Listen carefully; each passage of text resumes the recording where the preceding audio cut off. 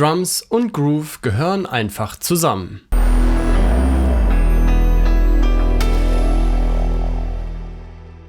Eins der wichtigsten Elemente im Drum & Bass sind natürlich die Drums. Die sind das Fundament von eurem Track. Je nachdem, wie ihr eure Drums baut, kann euer Track aggressiv wirken oder aber leicht und melodisch. Hier spielt vor allem Groove eine Rolle und der kommt ganz stark von der Hi-Hat und von den Percussions, die ihr benutzt. Ich habe heute 5 Tipps für euch, wie ihr eure Percussions aufs nächste Level heben könnt.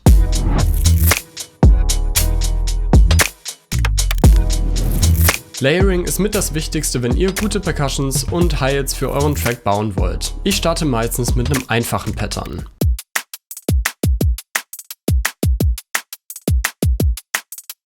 Um den noch ein bisschen mehr auszufüllen, habe ich einen zweiten Loop genommen und nur den Ausschnitt genommen, der mir gefallen hat. Zusammen klingen die beiden dann so.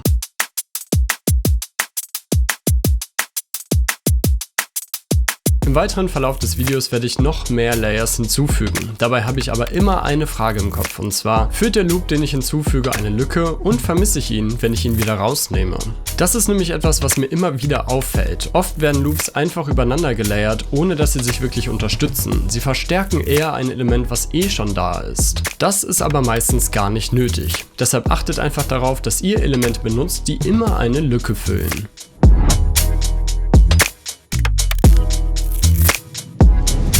Ein weiterer Punkt, der euch dabei helfen kann, gute Percussions zu bauen, sind Micro-Edits. Darunter kann erstmal vieles fallen. Timing spielt hier eine große Rolle. Ihr wollt natürlich versuchen, dass eure Drums so natürlich wie möglich klingen. Dazu kann es helfen, wenn ihr eure Sounds ein bisschen neben das Grid schiebt. Gerade bei Shakern und Shuffles kann das dabei helfen, mehr Groove zu bekommen. Hier könnt ihr das eigentlich ganz gut sehen, dass einige Schläge ein wenig neben dem Grid liegen. Weitere Micro-Edits können sein, wie ihr eure Loops überhaupt bearbeitet. Hier habe ich zum Beispiel einen Live-Drum-Loop benutzt und mit dem Warp-Modus angepasst. Im Original klingt er erstmal so.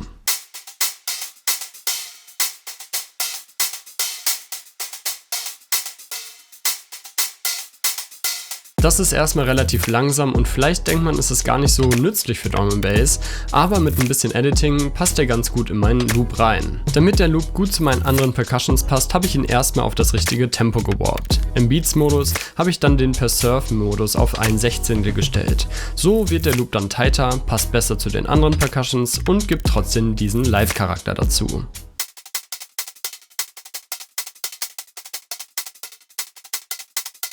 Eine weitere Micro-Edit, die ich immer mache, sind Fades setzen. Fades an Clip-Enden können dabei helfen, störende Klicks zu entfernen, oder aber ihr merkt, dass Transienten sich überschneiden. Mit einem einfachen Fade könnt ihr das Problem dann direkt lösen.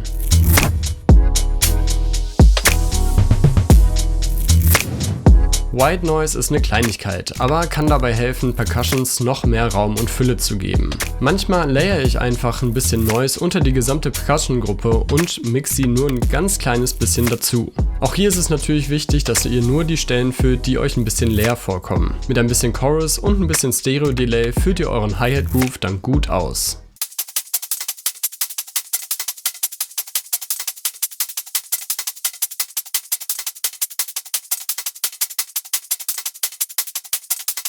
Es ist vielleicht subtil, aber wenn ihr es gut einsetzt, kann das den kleinen, aber feinen Unterschied machen.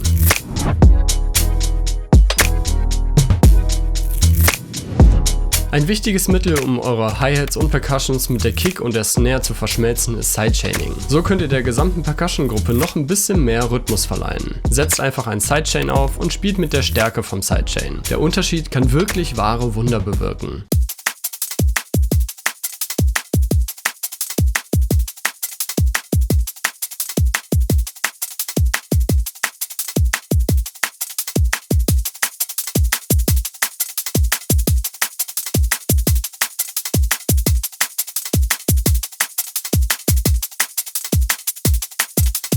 Wenn ihr wissen wollt, wie Sidechaining funktioniert und was ihr damit machen könnt, klickt einfach oben auf das i. Da findet ihr ein Video von mir, in dem ich euch verschiedene Sidechaining-Konzepte zeige.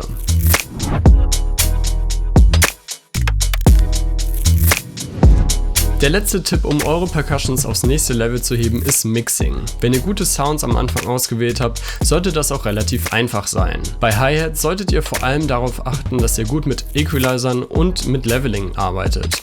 Auch ein Analyzer kann euch dabei gut helfen. Hier habe ich einen Loop, der ganz klar zu weit heraussticht. Im Analyzer kann ich die Frequenzen sehen, die auf jeden Fall zu laut sind. Gerade im Drum & Bass wollt ihr versuchen, dass die Elemente der Hi-Hat und Percussion-Gruppe ungefähr gleich laut sind. Ich ziehe also die Lautstärke von der Spur runter, bis ich im Analyzer sehe, dass er mit dem anderen Sound verschmilzt.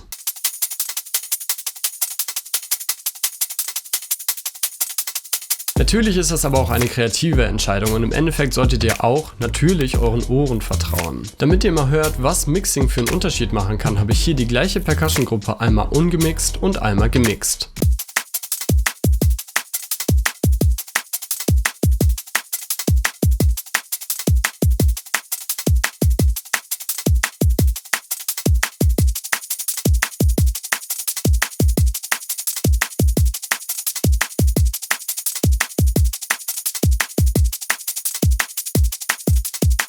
Das waren meine 5 Tipps, wie ihr zu besseren Percussions und Hi-Hat Grooves kommt. Was sind denn eure Geheimtipps? Lasst uns das mal in den Kommentaren unten sammeln. Wenn ihr Fragen dazu habt, schreibt sie in die Kommentare und ich beantworte sie so gut es geht.